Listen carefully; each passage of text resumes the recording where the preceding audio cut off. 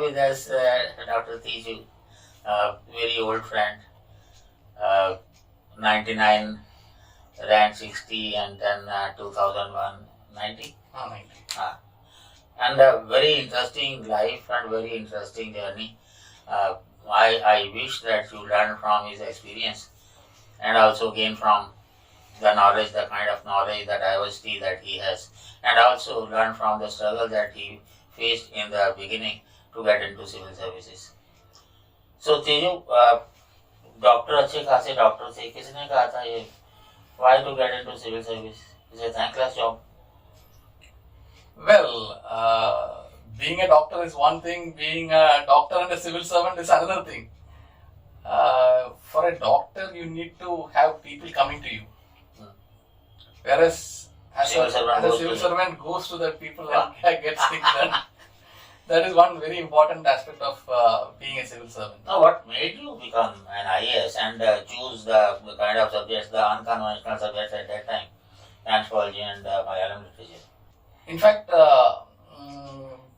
as becoming a civil servant or an IAS officer was always my dream, right from my childhood. Wow. But then in between, went into medical college, became a doctor, so that focus actually shifted to becoming a doctor. Subsequently, I realized that, as I said, a doctor gets patients as whoever comes to them.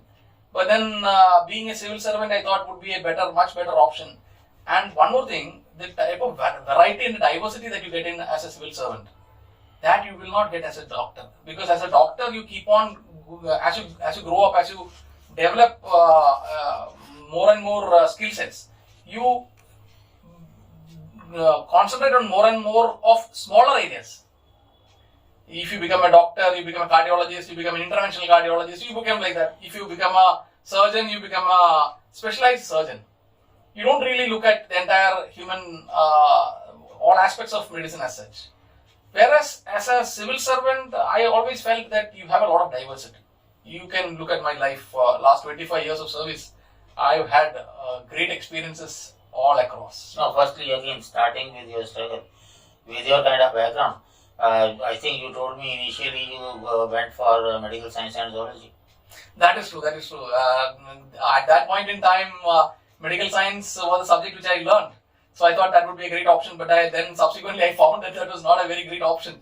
In fact, anthropology was something similar to biology, which actually interested me. Plus, sir, you called me a friend, but you are actually my mentor. I remember the day when I found out your number, I called you up. You said I'll be only at home at around 11 o'clock. I was promptly here at 11 o'clock and you gave me 1 hour of your time at that point in time. You were a busy mentor that time. You gave me an hour of your time. You asked me what are my interests, what are the things that I do, and then you suggested me anthropology and Malayalam literature, and it really paid off. Maybe in the last 30 years or so, which I know, nobody has crossed my Malayalam literature scores till now. all thanks to your suggestion. My professors who were very, very kind to guide me into do that. That is true. Your song is singing a nice Malayalam song. Oh.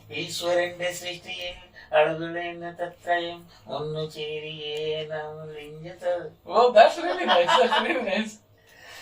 How did you learn Malayalam, sir? No, I did tune. I Okay. I am a fan of music, basically. Language is no barrier for me. Okay. And anthropology, of course, I took it from you because you suggested that anthropology is a great subject, which I also found to be very comfortable. And let me tell you, anthropology was scoring at that point to me, similar to Malayalam literature. But not only that was it scoring, it also helped me throughout my life. We'll come to that later on. मैंने आमतौर पे मैं किसी को कहता नहीं हूँ anthro लेने के लिए. I always tell people that you decide and then come to me. पता नहीं उस दिन क्या हुआ था. I thought that would be a better option for him. Compared to medical science, definitely it was better. So don't take it as an advice from me to take Anthro. I never advise people. You have to select depending on what kind of experiences you have with the subject, results, your advice of other people. You can comprehend the syllabus or not. The performance of the toppers that is there. You have to choose yourself. I am nobody to decide on your behalf. Then what you learn from anthropology? Sir, if I may add, I had my medical background, so I found physical anthropology much more comfortable with respect to that way. If somebody likes biology, that genetics, genetics, the physical anthropology part of it becomes very easy. That was what helped me a lot during that particular period also. But today, majority of the people that take Anthro are engineers. Of course. They are talking also. The anthropology must be a very interesting subject for many people. No, but a lot many doctors are going for sociology. I don't know why. That's quite surprising to me because physical anthropology is a very, very comfortable subject for doctors. I'm very sure about that. Then how you have used anthropology in all your journey of civil services? Actually, anthropology, if I can very categorically put it, helped me mold myself. Because the type of new knowledge that came to me, the way to look at people, maybe I had a medical background, so that also helped me better mold it. But anthropology actually helped me to understand, or rather the insider perspective, the outsider perspective, as we rightly said, that helped me to realize the fact that it is not us who actually decide on some welfare programs or any of the other programs that may help somebody to decide ourselves. Rather, we should go to them. We should get the inputs from them, what they want, how that should be implemented. This is not only for any welfare program, any program that you do, anything that you do. That is why even in administration of your office, ask your officers what exactly can help better this particular situation, or what can help in a particular mission mode. So their inputs are very valuable. That insider perspective is something which I have learned from anthropology. Definitely, no doubt about it. Any example from your experience? Absolutely. Where many of the I've been working in various intelligence agencies. Sometimes in some critical situations, many of the officers whom I discuss with, they have been telling me, sir, this is a way that could solve the problem. This is another way that could solve the problem. So from that perspective, from their perspective, if you can look at things, then that makes you understand their perspective to make a better decision, a better informed decision. That's very important. Similarly, suppose you are, for example, when we went to Dubai,